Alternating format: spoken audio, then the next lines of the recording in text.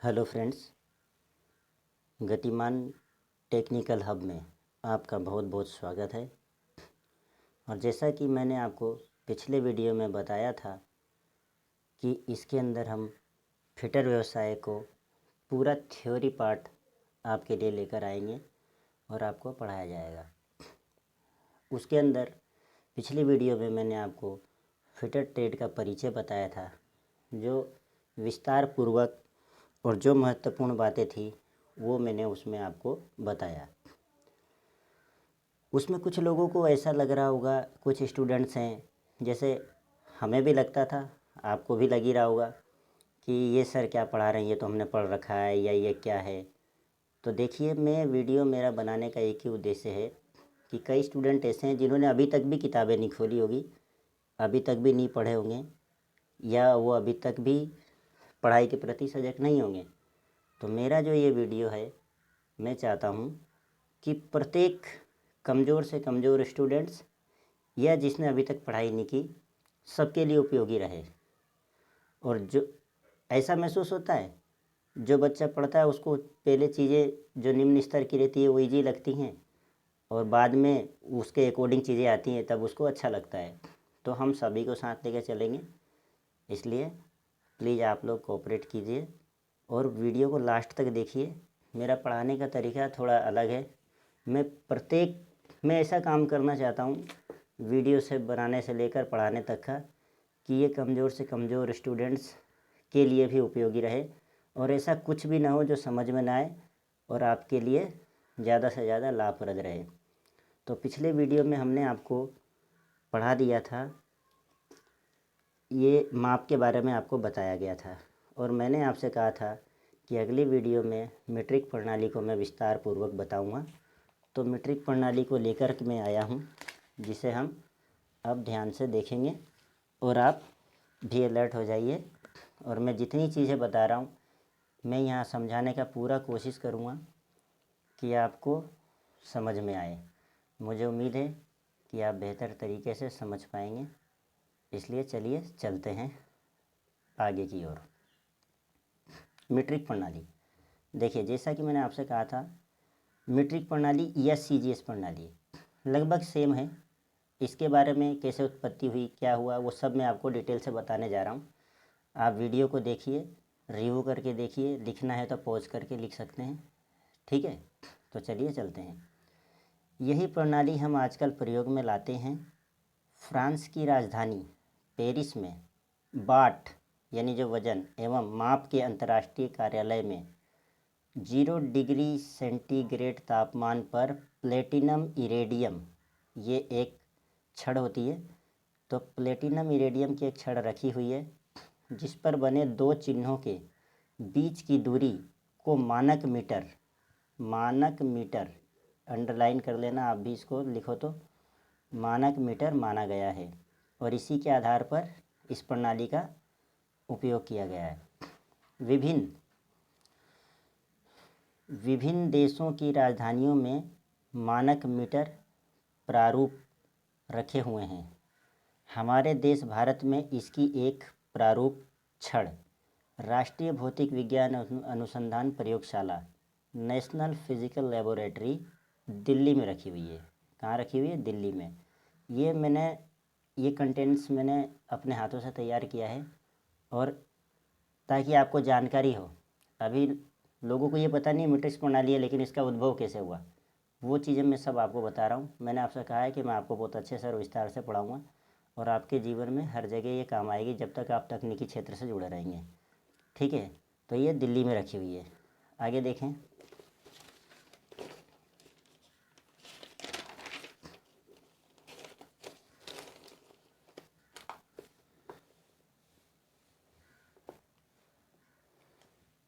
जिस पर बने दो चिन्हों के बीच की दूरी को मानक मीटर माना गया है।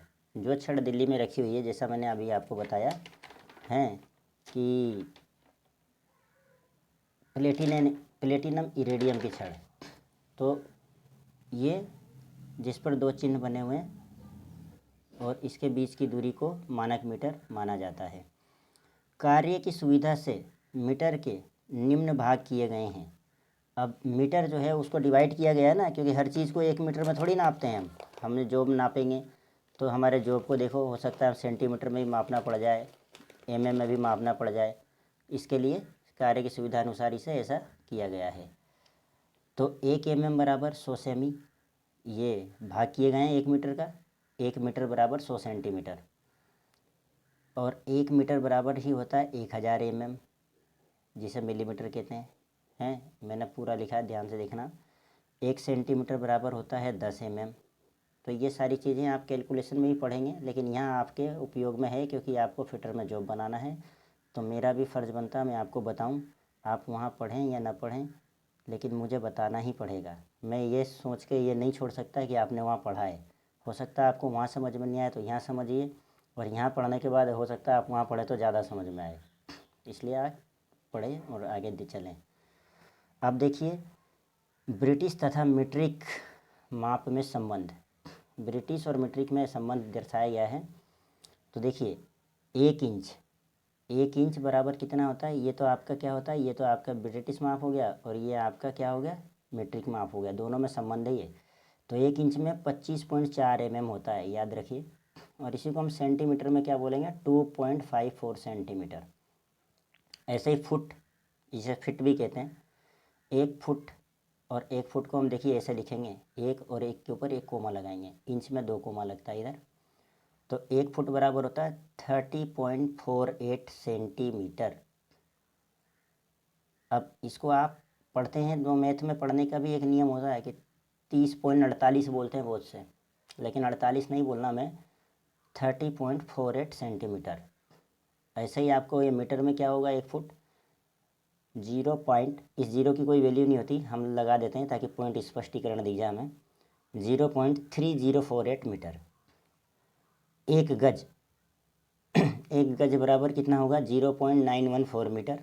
इसी प्रकार देखिए, 1 मीटर, 1 मीटर बराबर 0.039 इंच। 1 सेंटीमीटर बराबर देखिए, 1 सेंटीमीटर बराबर होगा 0.394 इंच। इसी तरह से 1 मीटर बराबर 39 यानी 39.37, 39.337 इंच। और 1 मीटर में गज का मान क्या होगा, 1.094 गज या 1.094 गज। तो ये आप लगभग मोस्टली याद रखें। इंच का, सेंटीमीटर का और का, ये मान तो आप याद ही रखें क्योंकि आपको ज़रूरत पड़ेगी इसकी। अब एक चीज़ है, नोट लगा के लिख लेना अपने नोट्स में आप, कि MKS प्रणाली एवं CGS प्रणाली दोनों को परस्पर समायोजित कर दिया गया है, यानी इनके मान को संबंधित कर दिया गया है। तो 1 किमी बराबर होता है 10 हेक्टामीटर, याद करें। 1 हेक्टा, अब देखिए 10 के मान में चल रहा है, समायोजित हुआ है तो 1 किमी बराबर 10 हेक्टामीटर, तो 1 हेक्टामीटर बराबर 10 डेकामीटर। इसी प्रकार 1 डेकामीटर बराबर 10 मीटर, तो फिर 1 मीटर बराबर 10 डेसीमीटर, फिर 1 डेसीमीटर बराबर 10 सेंटीमीटर, फिर 1 सेंटीमीटर बराबर 10 मिलीमीटर, जिसको हम कह देते हैं। ये मिलीमीटर में लिख देता हूँ, आपको तो आप पता ही होगा ये सब, लेकिन जिनको नहीं पता वो देख लेंगे। तो इस तरह से आपको ये समायोजित मान भी याद रखने हैं। अब देखिए, मैंने आपको कोणीय माप पढ़ाया था उस दिन। तो कोण को मापने की इकाई, आज मैं इकाई पढ़ा रहा हूँ आपको MKS पद्धति में। कोण को मापने की इकाई क्या होता है, तो कोण को डिग्री का साइन है ये, ऊपर छोटा सा बिंदी लगता है ना जीरो की तरह, वो अंश होता है। तो डिग्री में मापा एवं लिखा जाता है।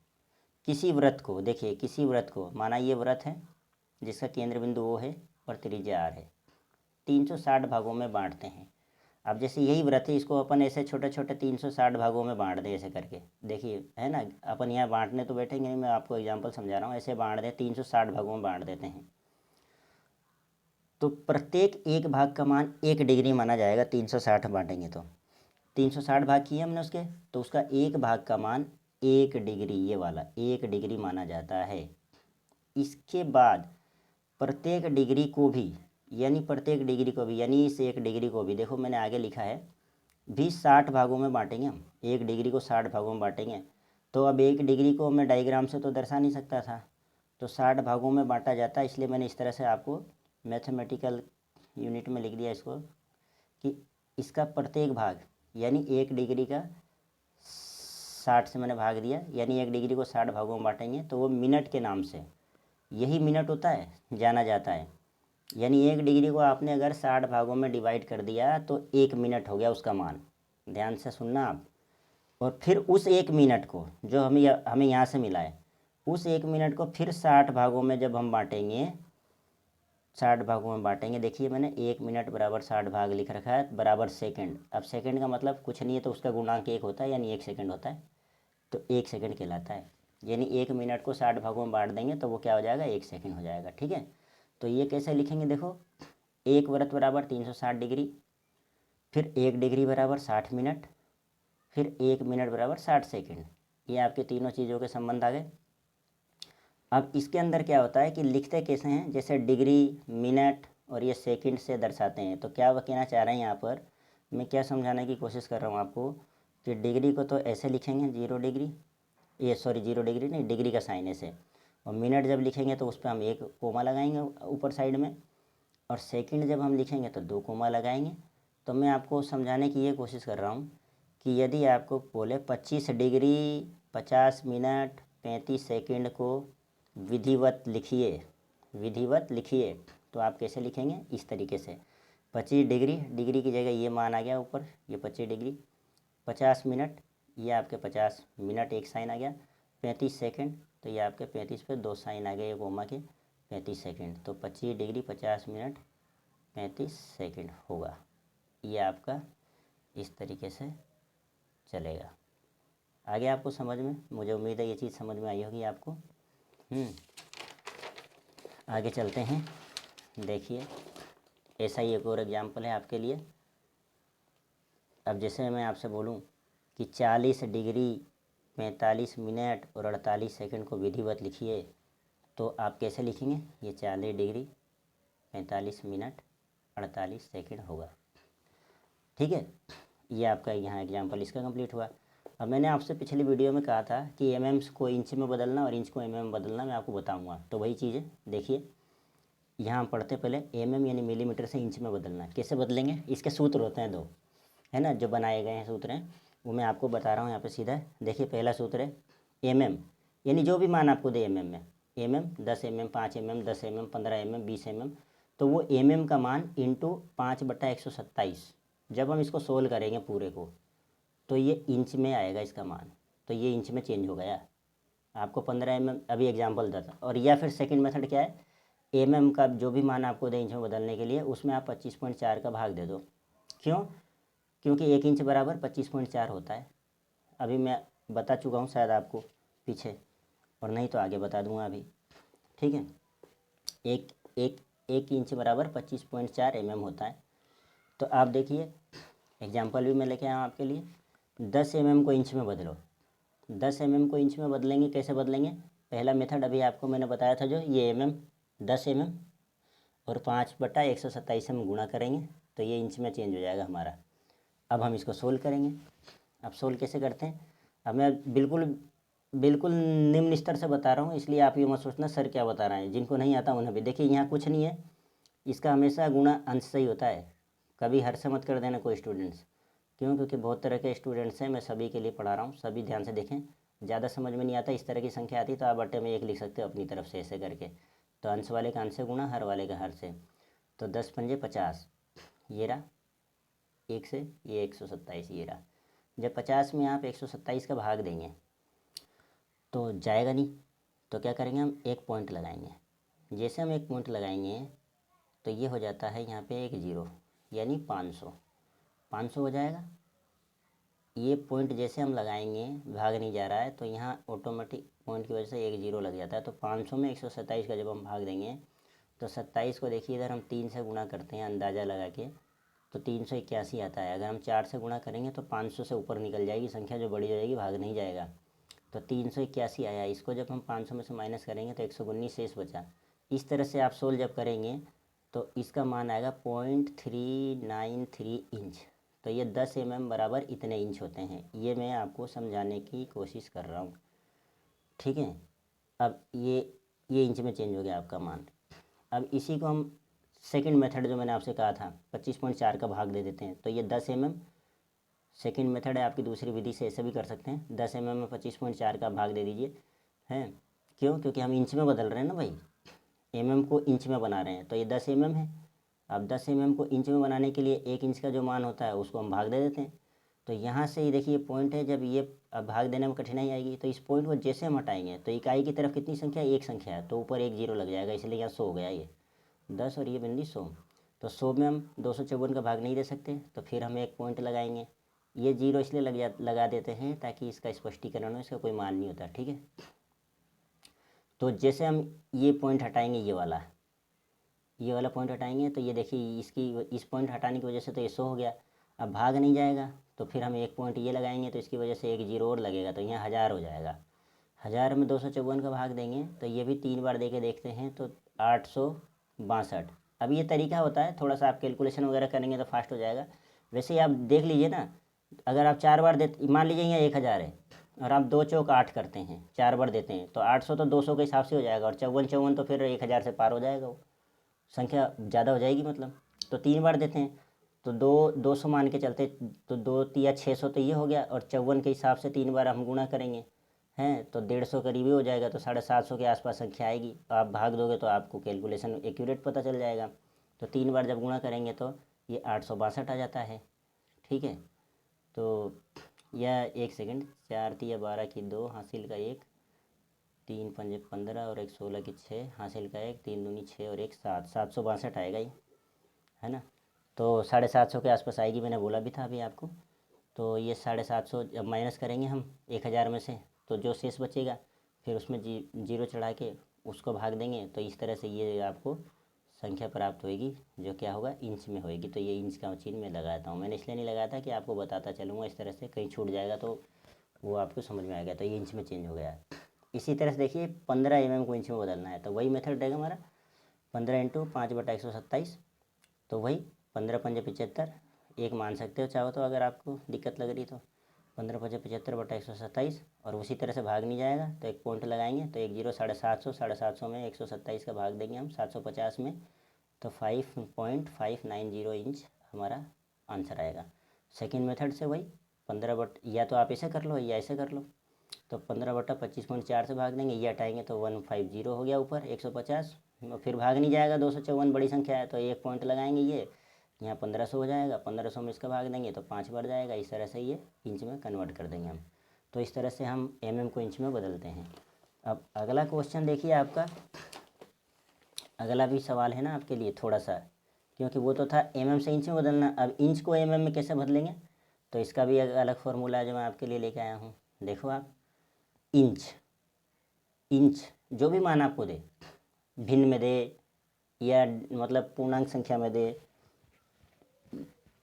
या डिजिटल नंबर में दे, नेचुरल नंबर में दे, कहने का मतलब है कि 10 इंच, 12 इंच, 3/32 इंच, कुछ भी मान दे, तो वो मान आपको यहाँ लिखना है, और गुणा पहले 5/127 से कर रहे थे, अभी आपको क्या करना है, उल्टा कर देना है, क्योंकि हम उल्टा कर रहे हैं इसमें, 127/5 कर देना है, इसलिए फॉर्मूला आपको लिखाया मैंने। और कोई सा भी एक ही याद रखना, अगर आप दोनों याद रखेंगे तो कन्फ्यूज होंगे फिर एग्ज़ाम टाइम पे या कहीं भी। आप एक ही याद रख लो कि को इंच में बदलने के लिए इंटू 5/127 से गुणा करते हैं, और अगर हमें इसका उल्टा करना है, इंच को में बदलना है, तो हम इसका भी उल्टा कर देंगे। बस एक ही याद रखोगे तो कन्फ्यूज नहीं होगे, दोनों याद रखोगे तो कन्फ्यूज हो जाओगे आप, ठीक है। तो इसलिए इस सूत्र से निकालेंगे हम। तो मानो 3/32 इंच को में बदलना है, तो एक नियम आपने पढ़ा था, मैं थोड़ा सा बताता हूँ, देखना अभी आपने पढ़ा होगा बचपन में। यदि आपको कोई बोले कि 50 आम 40 रुपये में आते हैं, तो 10 आम कितने में आएंगे, तो आप कैसे करते थे, 50 आम 40 में आते हैं, चूँकि तो एक का मान निकालते थे, एक आएगा 40/50, अब एक का निकालोगे तभी 10 का आएगा, तो 10 आएंगे 40/50 गुणा 10, इस तरह से करते थे हम लोग।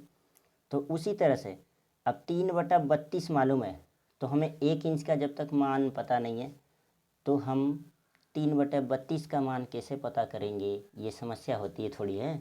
तो इसी वजह से चूँकि ये तरीका है समझाने का, आपको समझ में अच्छे से आए इसलिए समझा रहा हूँ वैसे हैं, नहीं तो आप बोलोगे सर तो इसमें मैथ पढ़ाने लगे, और ये अच्छी बात है, आपका एक कॉन्सेप्ट क्लियर होगा। अभी इसके मैं मैथ्स भी पढ़ाता हूँ, मैं बता दूँ इसमें क्या है, कभी स्टूडेंट्स क्या करता है, इसका इधर भाग दे देता है, कभी इसका इधर भाग दे देता है, तो और वो चीज़ें अलग है, मैं बाद में बताऊँगा आपको, पहले आप इससे रिलेटेड है इसलिए समझ लीजिए इसको। तो 3/32 इंच को में बदलने के लिए 1 इंच का मान होता है इतना, चूँकि इसी के अकॉर्डिंग, चूँकि 50 आम की कीमत 40 रुपये, तो 1 आम की 40/50, तो 10 की निकालनी है तो 40/50 × 10। इसी प्रकार से 3/32 को में बदलना है तो 1 इंच का मान 25.4 तो 3/32 का 25.4 × 3/32 कर देंगे हम। ये आगे पीछे लिख सकते हैं इंटू में, आप इसको 4, आप किसी भी संख्या को 4 × 5 लिखोगे तब भी 20 आएगा, और 5 × 4 लिखोगे तब भी 20 आएगा, तो इससे फ़र्क नहीं पड़ता है ना। यूँ मत सोचना कि सर ने इधर लिख दिया इसको। तो 3/32 इंच को क्या लिख देंगे हम, 3/32 × 25.4, इसको सोल्व करेंगे 3/32, और ये पॉइंट हटेगा, ये वाला पॉइंट हटेगा तो बटे में 10 आ जाएगा हैं। इसको 3 से मल्टीप्लाई करेंगे 762, ये देखो सीधे गुणा हो गया, 0 उठ के यहाँ चला जाएगा, इसको गुणा करने की जरूरत ही नहीं, ऐसी संख्याओं को तो डायरेक्ट करते हैं अपन। 20 हो गया, जब हम इसका भाग देंगे 2.38 हमारा आंसर आ जाएगा। तो मुझे उम्मीद है कि आपको ये समझ में आया होगा। सेकंड मेथड इसका भी है। अब आपको क्या करना है, वही 3/32 इंटू 127/5 कर दो आप हैं 100। अब उधर क्या कर रहे थे हम से गुणा कर रहे थे फर्स्ट मेथड में, और सेकंड मेथड में वही मैंने आपको बताया था कि एक ही याद रखना आपको, 127/5, वहाँ 5/127 से गुणा कर रहे थे पीछे को इंच में बदलने के लिए, यहाँ इंच को बदलने के लिए में 127/5 से गुणा कर सकते हो आप।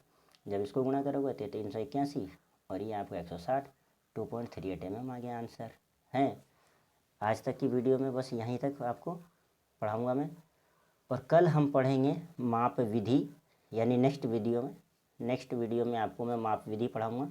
माप विधि फिटर से रिलेटेड किन किन विधियों से माप लिया जाएगा हैं, ये भी कई प्रकार के होंगे। जैसे प्रत्यक्ष माप होता है वो क्या होता है, अप्रत्यक्ष माप क्या होता है, तुलनात्मक माप क्या होता है, किसी कोणीय जोड़ के माप हम किस तरह से लेंगे, तो ये सारी चीज़ें मैं आपको नेक्स्ट वीडियो में पढ़ाऊँगा। मुझे उम्मीद है कि मैंने जो आपको समझाने की कोशिश की, बताने की कोशिश की, वो आपके समझ में आया होगा है, और आप बेहतर तरीके से समझ पाए होंगे। तो आज की वीडियो में इतना ही। जल्द ही आपके लिए गतिमान टेक्निकल हब पर इसी तरह से विस्तार से समझाते हुए नेक्स्ट वीडियो लेके आएंगे। तब तक के लिए धन्यवाद, और आप अच्छे से पढ़ाई करें, मेरी शुभकामनाएं आपके साथ हैं। जय हिंद।